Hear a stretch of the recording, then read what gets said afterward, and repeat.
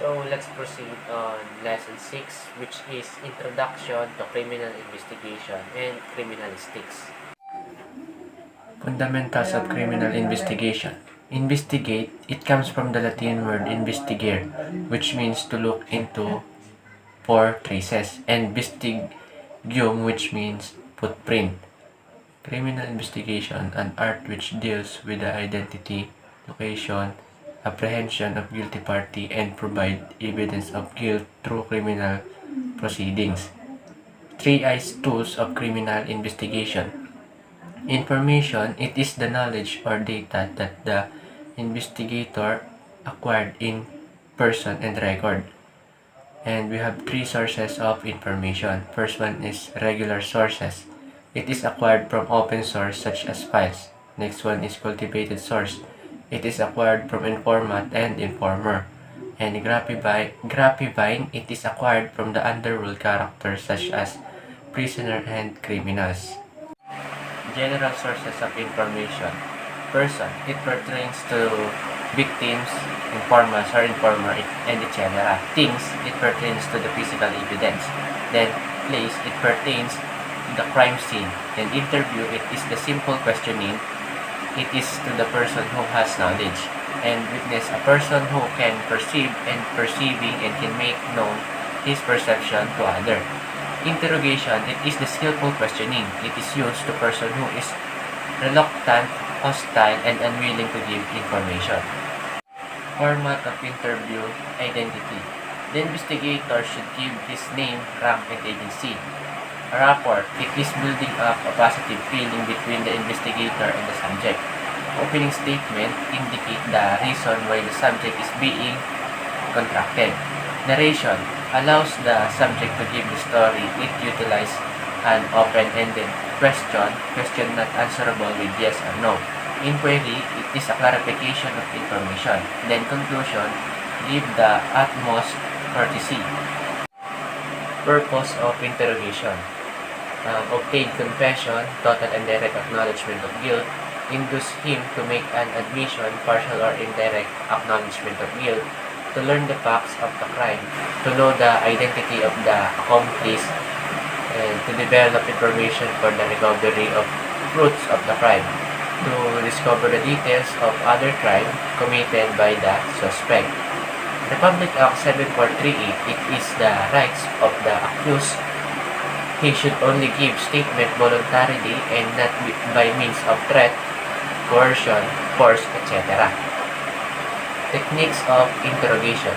Matt and Jeff, sweet and sour methods of physical evidence, black on split pair. Instrumentation, it is the application of instrument and methods of physical science to the detection of crimes. Procedure of identification by eyewitness. Physical lineup, it is the means of selecting a suspect from a group of innocent persons. It is usually composed of 7 to 10 persons. Physical show up, one person is being shown to the witness right after the crime was committed. Definition of terms. Corpus delicti, body of crime or facts of specific loss or injury sustained, not limited to the body of the victim or cadaver, but it also refers to the facts of the crime. Modus operans, methods or mode of operation that enables the investigators to recognize the patterns of criminal behavior to predict approximately the next target of the suspect by means of recorded information concerning the characteristics of criminal activities. Next one is crime scene investigation. Conduct of processes, more particularly the recognition, handling, preservation, and documentation of physical evidence to include the identification and interview of witnesses and the arrest of the suspect in the crime scene. Crime scene include all areas which the criminal, any possible victim, and any eyewitness moved during the time that the crime was committed. Next one is physical evidence. Articles and materials found in connection with the investigation and aid in establishing the identity of the suspect. Chain of custody, the number of persons who handle the evidence between the time of commission of the offense until the ultimate disposition of the case and should be kept in minimum. Introduction of criminalistics. Criminalistic or forensic science is the application of criminalistic science in the field of law enforcement, a subfield in criminology that deals with the study of criminal things. Criminal things, those that are left behind by the criminal perpetrator in the scene of the crime, which have significance in criminal investigation. Next one is criminalistic and criminology.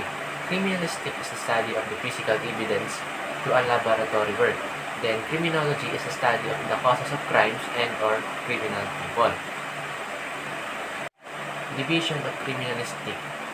Scientific division, chemistry, physics, biology, technical division, fingerprinting, forensic dactyloscopy, forensic photography, question document, examination polygraphy, lay detection, forensic medicine, and forensic ballistics.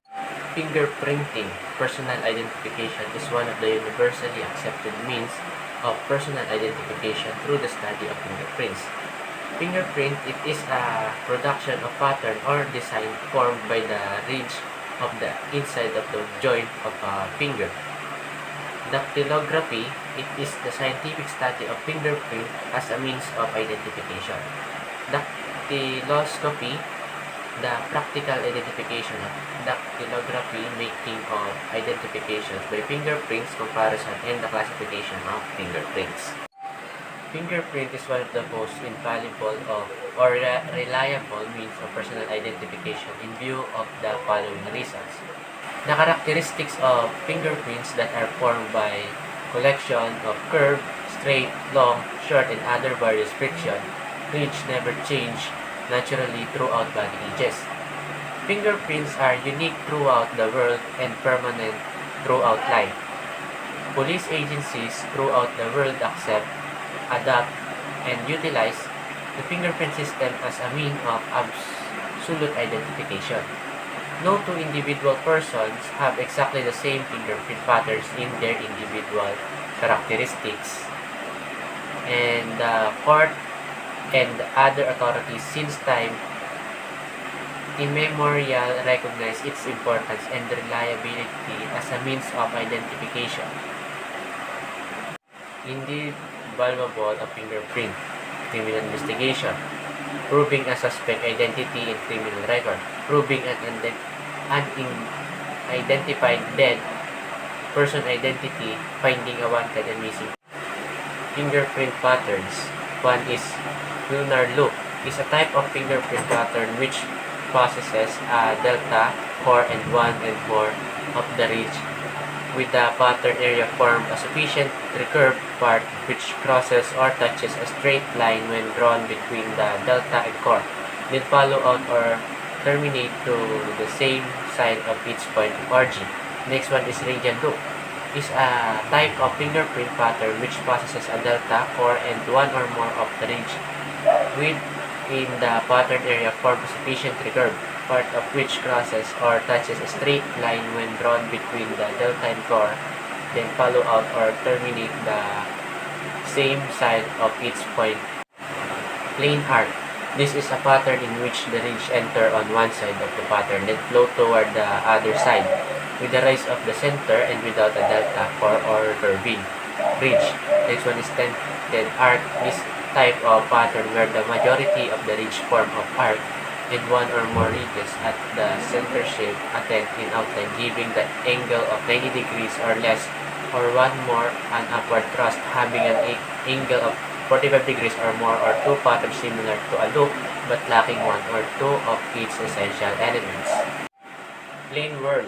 This is a pattern consisting of two deltas in which at least one ridge makes a turn through one complete circuit. An imaginary line drawn between the two deltas must touch one complete circuit.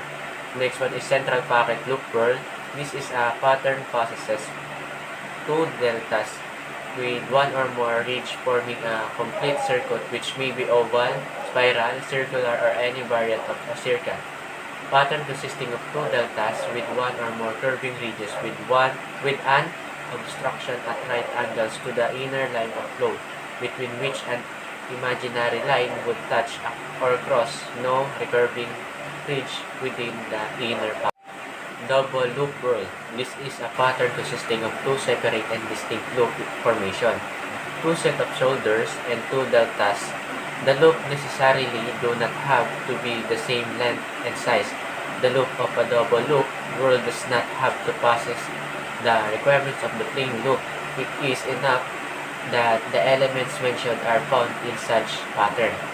Accidental whirl is a type of fingerprint pattern which is combination of two or more different types with the exception of the plain arc, or a pattern which has some of the basic elements of two or more types, or a pattern which does not conform to the other 7 other types.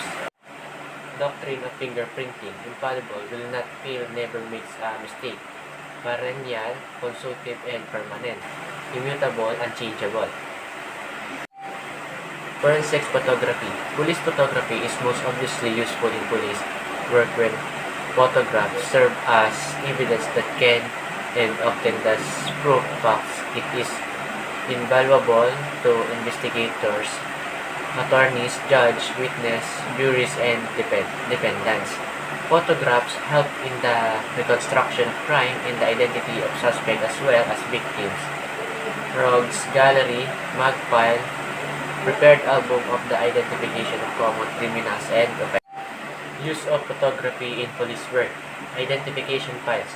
Photography is used to identify criminals, missing person, lost property, license, anonymous letters, badge checks, laundry marks, and civilian personnel.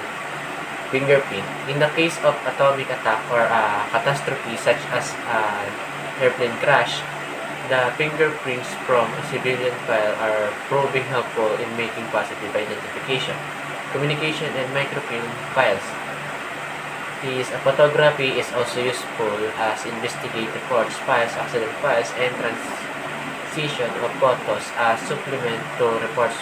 With modern-day electrophotography machines, accident reports can be evidence, crime scene, traffic accident, homicide and suicide, fires, object of evidence, latent fingerprints, traces, etc.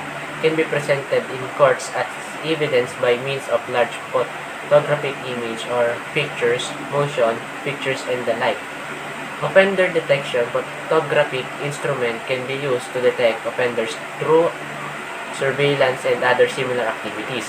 One of the newest applications of the police photography is to record on motion picture films arrest in which the suspect offers assistance. The practice has been instituted by at least one metropolitan law enforcement agency to counter charge of police brutality.